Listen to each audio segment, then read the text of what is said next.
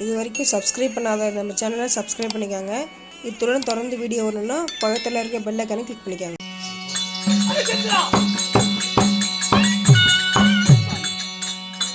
இந்த வானப்பெண்கள் வந்தா வந்தார்கள்.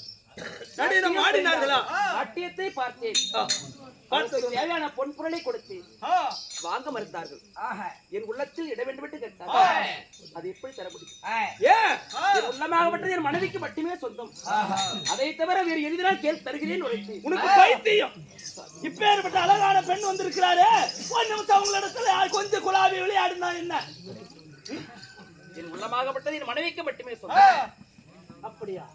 அதை தவிர வேறு எது கேட்டதாலும் கொடுத்திருப்பேன். இதை தவிர எதை கேட்டாலும் கொடுக்க நிச்சயமாக சத்தியமாக இல்லை என்று என் நாவில் ஒன்றும் வராது. உள்ளத்துல இடத்தை தவிர மற்றது எதை கேட்டாலும் சரி. உன் நாட்டை கொடுப்பாயா?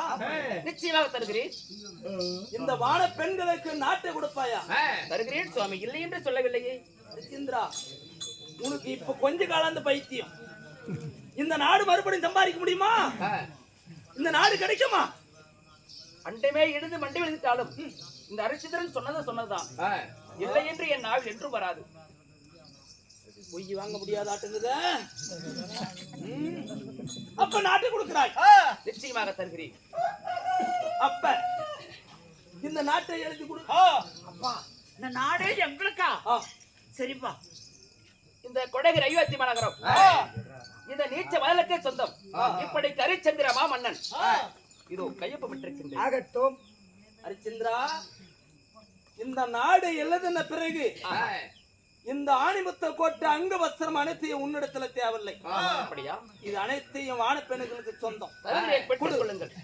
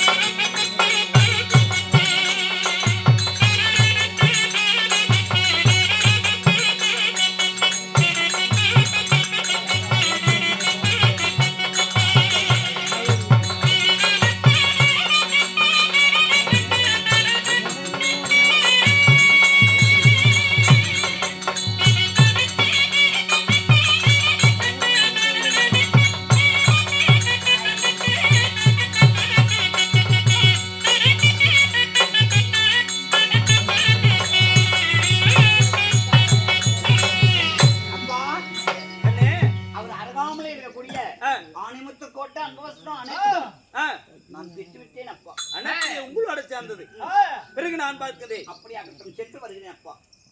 ஹரிச்சந்திரா, ஒரு சொல்லுக்காக இந்த நாட்டை நீ இழந்திருக்கிறாய்.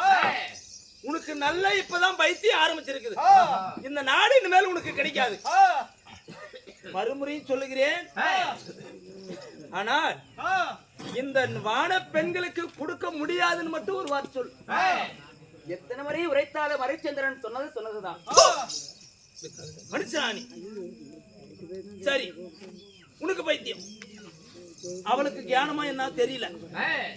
எப்படி நாளை கணவன் இழந்த சொத்து மனைவி மறுபடியுமே பெறலாம். கணவன் இழந்த சொத்தாகப்பட்டது மறுபடியும் மனைவி உன் தேவியை வர சொல்லு, நான் பேசணும். அப்படியே அழைத்து வருகிறேன்.